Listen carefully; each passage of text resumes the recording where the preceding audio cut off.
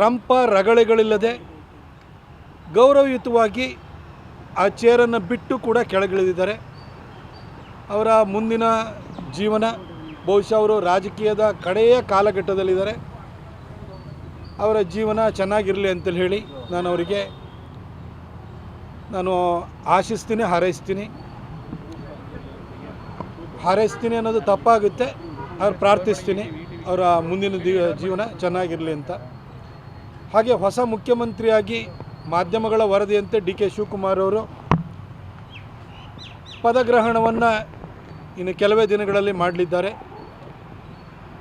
ಅವರು 3 ವರ್ಷದ ಹಿಂದೆ ಸಿದ್ದರಾಮಯ್ಯನವರು ಯಾವ ಸಂಭ್ರಮದಲ್ಲಿದ್ದರೋ ಇವತ್ತು ಡಿ.ಕೆ. ಶಿವಕುಮಾರ್ ಅವರು ಅದೇ ಒಂದು ಸಂಭ್ರಮ ಸಡಗರದ ಸನ್ನಿವೇಶದಲ್ಲಿದ್ದಾರೆ.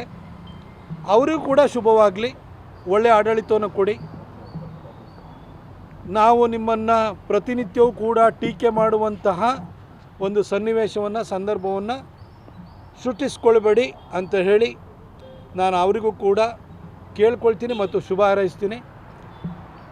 ಇನ್ನು ಸರಿಯಾಗಿ ಆಡಳಿತವನ್ನು ಕೊಡದೇ ಇದ್ದಾಗ, ವೈಫಲ್ಯಗಳಾದಾಗ ಆ ಸಂದರ್ಭಕ್ಕೆ ತಕ್ಕನಾಗಿ ನಾವು ಖಂಡಿತ ರಿಯಾಕ್ಟ್ ಮಾಡೇ ಮಾಡ್ತೀವಿ. ಆದರೆ ಇವತ್ತು ಅವರು ಮುಖ್ಯಮಂತ್ರಿ ಆಗಬೇಕು ಅಂತೇಳಿ ಹೇಳಿ ಎಲ್ಲ ತಯಾರಿಯನ್ನು ನಡೆಸ್ತಾ ಇರುವಂಥ ಸಂದರ್ಭದಲ್ಲಿ ನಾನು ಖಂಡಿತ